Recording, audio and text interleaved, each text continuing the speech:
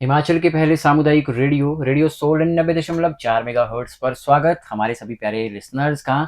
आप सभी का दोस्त अनिल आपके साथ और शुरू हो चुका है आपका अपना ही खास कार्यक्रम एक मुलाकात। जी हाँ, एक मुलाकात कार्यक्रम में हम बहुत से मेहमानों को स्टूडियो में आमंत्रित करते हैं।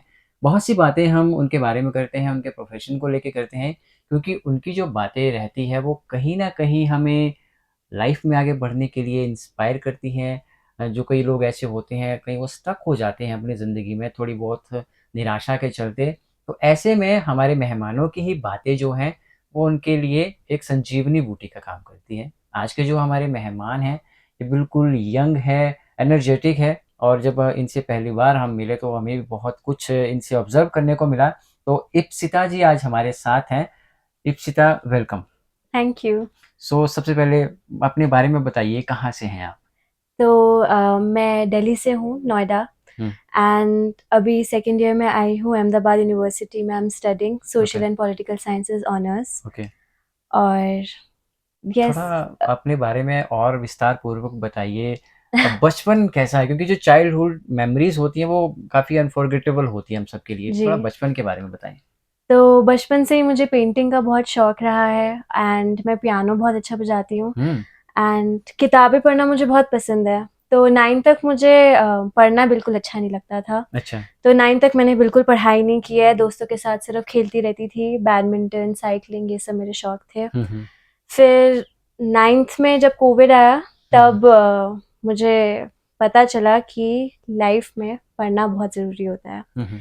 मेरे फादर से मेरी डाँट पड़ी थी एंड तब मुझे रियलाइज़ हुआ कि अब पढ़ना पड़ेगा। तो 9th मैंने के बाद रियलाइज़ हुआ। हाँ जी। उससे पहले ऐसे क्या वजह रही जो मतलब स्टडी की तरफ ध्यान नहीं होता था? स्टडी की तरफ ध्यान नहीं होता था। मेरे सारे दोस्त हम एक गली में रहते थे। हुँ, हुँ। सबके घर ऊपर-नीचे आस-पास थे, तो सब जी। आ जाते थे तो मेरा मन नहीं लगता था। हुँ, हुँ। आवाज़ आ रही होती थी खेलने की उनकी, फिर मुझे आवाज़ देके बुलाते थे कि चल साइक्लिंग करने चलते हैं, तो इसमें तो बच्चा शायद नहीं पढ़ पाएगा। हाँ, ऑब्वियस सी तो बात है। मैं तो लेके चली जाती थी अपनी साइकिल। हुँ, हुँ। फिर कोविड-19 में ये सब बंद हो गया हुँ, हुँ। एंड मेरे मॉम-डैड बहुत बिज़ी रहते थे, दोनों जर्नलिस्ट थे, अपने में थे हुँ, हुँ। एंड मैं सिंगल चाइल्ड हूँ। अच्छा। तो हम सारे फ्रेंड्स वीडियो कॉल पे शिफ्ट हो गए एंड बड़ी खामोशी सी हमारे बीच में थी। हुँ, हुँ। वो कुछ अपना कर रहे होते थे, हम कुछ अपना कर रहे होते थे। तो ऐसे ही एक दिन मेरे फादर ने मुझे कहा कि अगर तुम ऐसे ही टाइम पास करते रहोगे तो 3 साल जो तुम्हारे बचे हैं हुँ, इतने हुँ। प्रेशियस, या तो you will make yourself something या तुम टूट जाओगे। एग्ज़ैक्टली। तो तब मैंने अपना एक एम्बिशन सेट किया कि हाँ, ये सब छोड़ना पड़ेगा। मस्ती करनी पड़ती है, वो बहुत लाइफ में इम्पोर्टेंट बिल्कुल। होती है, बट फिर मैंने पढ़ना भी स्टार्ट किया। थोड़ी देर जी। पहले आप बता रहे थे कि 8th से पहले तक की जो आपकी स्टडी थी मतलब थोड़ा अच्छी नहीं उसको हम कहेंगे। हुँ। लेकिन 9th में जब आप आए, कोविड का सेशन आया, उस वक़्त क्या आपके ऐसे माइंड में आया कि नहीं इप्सिता यही वक़्त है आगे चलने का? आई थिंक जब आप अकेले होते हो, हुँ, जब हुँ। इतने सारे लोग नहीं होते और आप शांति में सोचते हो, हुँ, हुँ। तो आपको रियलाइज़ होती हैं बहुत सारी चीज़ें। मतलब जब आप शांति में हो तो आप ज़्यादा सोचते हो। हुँ, हुँ। तो जब मेरे फादर ने मुझे डाँटा था, मुझे समझाया था कि अगर आप ऐसे ही करते रहोगे तो आप कुछ नहीं बन पाओगे, तो शायद वो मैं लेके बैठी थी अपने साथ हुँ, कि हुँ। हाँ, मुझे करना पड़ेगा कुछ। मैंने बहुत सोचा था इस पे। हुँ, हुँ।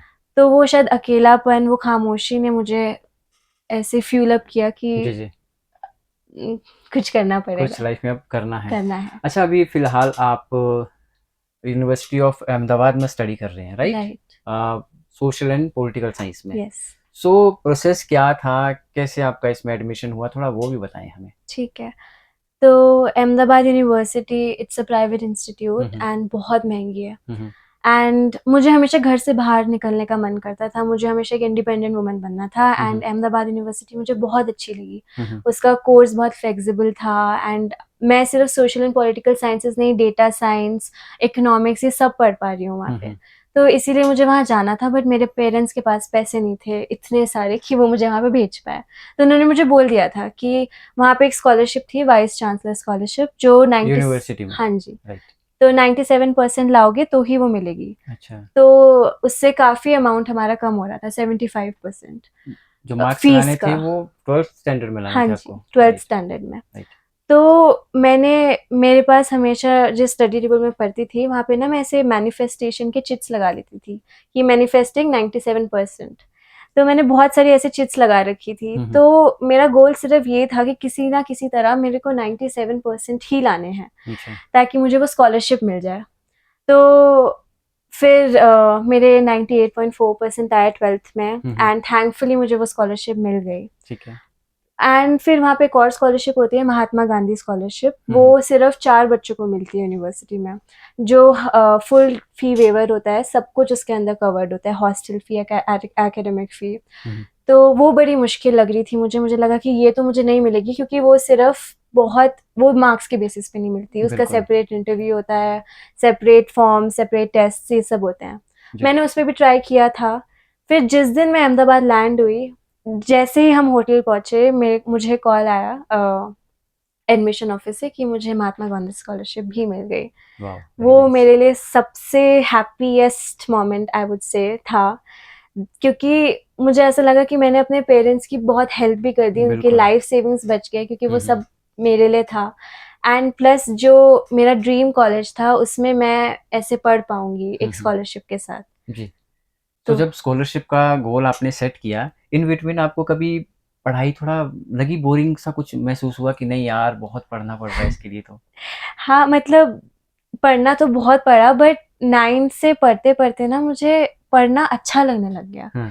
मुझे अच्छा लगता था पढ़ना, मतलब मैं पढ़ती रहती थी। मेरे स्कूल में मेरा वो नाम वो होता है ना, नर्ड, हम्म। चश्मे वाली लड़की बिल्कुल टाइप, बिल्कुल। ऐसे वो भी इमेज बन गई थी। ऐसा नहीं था कि मैं जबरदस्ती पढ़ रही थी वो गोल हम्म। लाने के लिए, मुझे अच्छा लगने लग गया था पढ़ना। जी। तो अभी भी मैं मुझे पढ़ना अभी भी बहुत अच्छा लगता है, मैं पढ़ती रहती हूँ। तो जी। वो मेरे लिए एक हॉबी ही बन गई थी, जैसे पियानो मेरे लिए हॉबी थी। ओके। तो मुझे पढ़ना फिर कभी बोर नहीं किया। ओके, और कोई दूसरी हॉबीज आपकी पियानो के अलावा?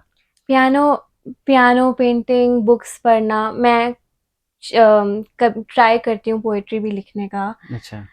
तो ये सभी मेरे शौक है, थोड़े क्रिएटिव वाले साइड में है ये सब। आपके मम्मा से भी बात हो रही थी, वो कह रहे थे कि इप्सिता गाती बहुत अच्छा है। नहीं, मैं बिल्कुल अच्छा तो नहीं हो जाए गाती। हमारे व्यूवर्स लिसनर्स के लिए कुछ दो लाइन हो जाए, जो आपका फेवरेट सॉन्ग हो कोई भी। ठीक है, हम्म, मैं बहुत बुरा गाती हूँ वैसे, बट मेरा फेवरेट सॉन्ग है कभी कभी मेरे दिल में ख्याल आता है। तो कभी कभी मेरे दिल में ख्याल आता है कि जैसे तुझको बनाया गया है मेरे लिए। तू अब से पहले सितारों में बस रही थी कहीं, तुझे ज़मीं पे बुलाया गया है मेरे लिए। Thank you. इसको खराब गाना बोलते हैं? इतना अच्छा तो गाया आपने। नहीं, तो कोई प्रैक्टिस वगैरह लेते हो या ऐसे मतलब? नहीं, मैं प्रैक्टिस सिर्फ पियानो की लेती थी 12th हम्म। तक। 10th में मैंने 13 इयर्स की थी, मैंने जब वोकल्स जॉइन किया था, एंड ओके। 1 साल में छोड़ दिया था क्योंकि मुझे रियलाइज़ कभी हुआ कि फ्रेंड सर्कल में कभी ऐसी हॉबीज आपने ट्राई की है सिंगिंग की, लाइक? सिंगिंग तो मैंने कभी ट्राई नहीं की, मैं बहुत शाय हूँ, मैंने फर्स्ट टाइम ऐसे कैमरे में गा दिया। नहीं, बहुत अच्छा गाया बट आपने। पियानो मैं करती रहती थी, लाइव शोज़ हमारे होते थे हर सैटरडे। ओके। सो अभी क्या कुछ एम क्या है आपके, फ्यूचर प्लान्स क्या है?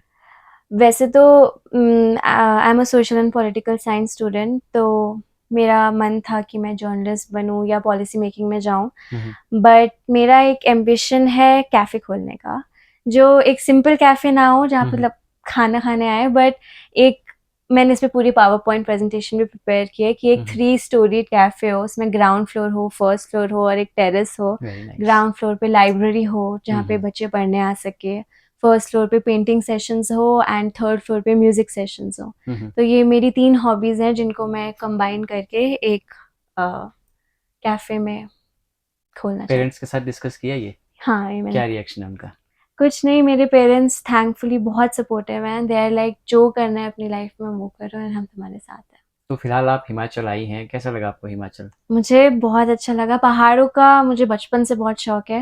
एंड अभी यूनिवर्सिटी के इतने हेक्टिक शेड्यूल में मैंने मम्मी को बस यही कहा था कि बस पहाड़ ले चलो, एंड मैं आ गई और बहुत अच्छा लगा। आज वापस जा रहे हैं घर, तो थोड़ा-सा लग रहा है कि फिर से वही शहर, वही बिल्कुल, काम बस। हिमाचल आपका अपना है, कभी भी आइए आप, बट फिलहाल स्टडी पे फोकस है तो उसी पे फोकस्ड रहिए। हाँ जी। अच्छा इप्सिता, एक सवाल मेरे जहन में आया, हमारी सोसाइटी की ओर से है। हालांकि अब तो बहुत कुछ बदल चुका है, 21st सेंचुरी में हम लोग हैं, लेकिन कहीं ना कहीं लोगों का माइंडसेट है कि लड़कियों को आगे नहीं पढ़ाना है, घर का चूल्हे चौके तक उनको सीमित रखना है। बहुत कम है लोगों में ये सोच, बट कम भी ये बहुत ज़्यादा है। हम हाँ चाह जी। रहे हैं कि सबको इक्वल हक मिले, खासकर लड़कियों को। क्या कुछ रिएक्शन है आपका? मैं बिल्कुल ये थॉट सपोर्ट करती हूँ। बोथ बॉयज़ एंड गर्ल्स, उन दोनों को इक्वल राइट्स मिलने चाहिए पढ़ने के। हम्म, क्योंकि हमारी जो देश है एंड इकोनॉमिक टर्म्स में हमारी इकोनॉमी दोनों से ही बनती है, जेंडर से। हम्म, तो अगर एक जेंडर पीछे रहे तो वो इकोनॉमी के लिए भी अच्छा नहीं है और गर्ल्स के लिए भी अच्छा नहीं है। हर गर्ल को एजुकेटेड होना चाहिए, एग्जैक्टली। उनको अपने राइट्स बताने चाहिए, और आई थिंक सबका एक सपना होता है और उनका हक है उस सपने को पूरा करना। बिल्कुल। तो सारे पेरेंट्स को अपनी गर्ल्स को सपोर्ट करना चाहिए। अच्छा, मैं पर ये बहुत सारी चीज़ें देखी जाती है ना कि जब लड़की को मम्मा से डांट पड़ती है तो पापा हमेशा सपोर्ट में आते हैं। आपके साथ भी सेम है? हाँ, मेरे पापा को नहीं पता बिल्कुल भी कि मेरी पिटाई भी होती थी। हाँ, अब तो लग जाएगा उनको पता। कोई बात नहीं, कोई बात नहीं। अब तो बड़े हो गए, अब नहीं होती। हाँ, तो इप्सिता, कोई स्पेशल मैसेज हो आपका हमारे व्यूवर्स लिसनर्स के लिए? उम, मैं बस यही कहना चाहूँगी कि अपने एम्बिशन, अपने गोल्स पर हमेशा काम करना, बिकॉज़ एक्चुअली आपकी लाइफ़ के decisions can either make you और ब्रेक यू। यही मेरे फादर हमेशा मुझे कहते थे। Very thank you. Nice. Thank you so much. Thank you. So viewers listeners, ये थे हमारे आज के खास मेहमान इप्सिता, जो कि अहमदाबाद यूनिवर्सिटी में ये ग्रेजुएशन कर रहे हैं सोशल एंड पॉलिटिकल साइंस में। तो आपको ये प्रोग्राम कैसा लगा है बताइएगा ज़रूर। हमारे स्टूडियो का नंबर 9882662422। जी हाँ, 9882662422। बहरहाल के लिए दीजिए अपने रेडियो दोस्त अनिल को इजाज़त। नमस्कार।